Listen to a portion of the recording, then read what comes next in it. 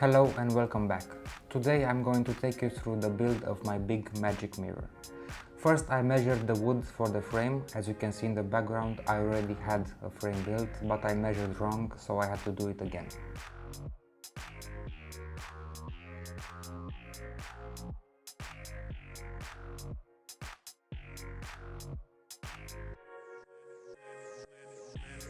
After measuring everything, I cut to length and started assembly.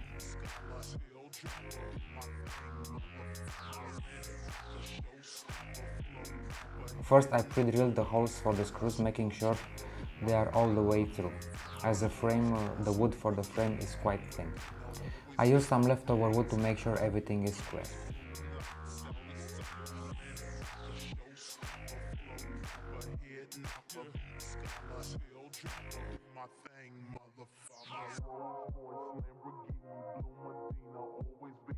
Next, I countersunk the screws and added a middle piece to hold the frame square and strong.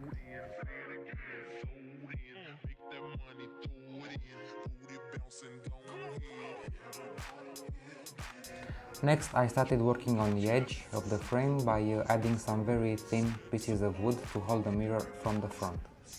I measured them against the frame, pre-drilled the holes and mounted them with some very tiny screws.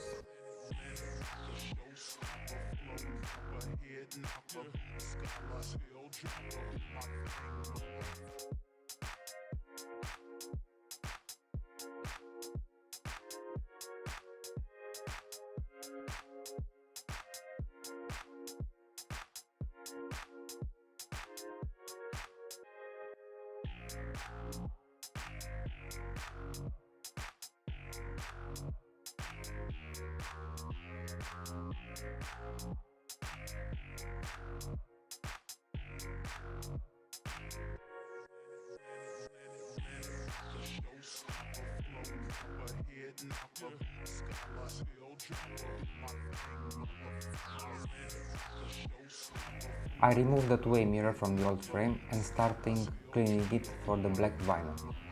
It is very important to clean it very well using some window cleaning products or something like that, so there is no grease, dust or any other impurities stuck under the vinyl, as they will show on the other side, on the front of the mirror. After cleaning the surface, I cut the vinyl to smaller strips for better handling and cleaned again the surface just to make sure everything is okay. After that, I started sticking the vinyl. Don't worry if there are small gaps or overlays between the strips of vinyls, as they will not show on the front of the mirror.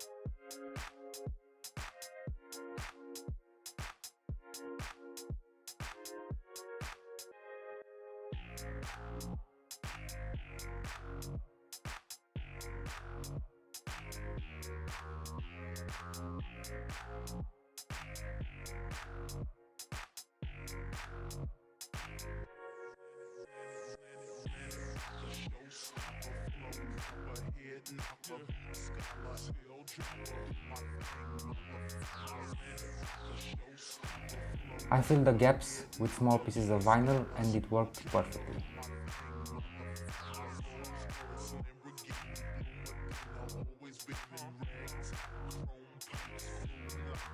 Next, I measured the display, cut the vinyl in that area and removed it from the mirror.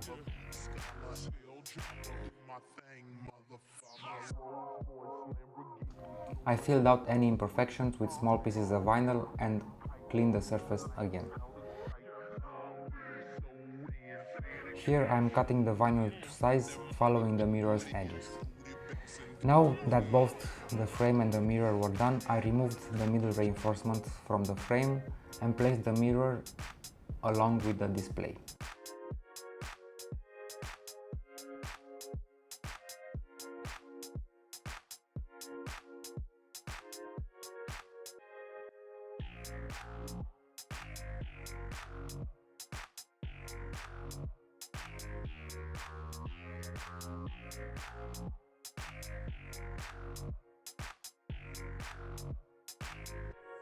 I improvised some holders for the display controller and the Raspberry Pi from some wood left over from the frame. Holding the parts depends on your dimensions, so the measurements are totally up to you.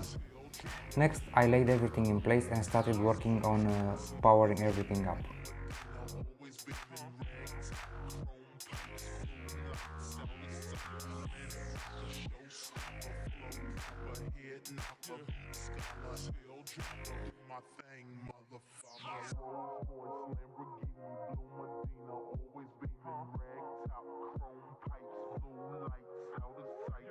I soldered the wires from the fan to the power adapter from the Raspberry Pi, as 5 volts are enough for the fan.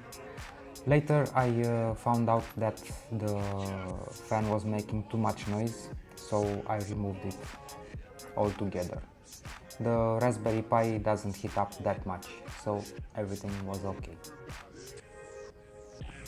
I also connected the Raspberry Pi to the monitor with a DVI to HDMI adapter, since my monitor doesn't have HDMI.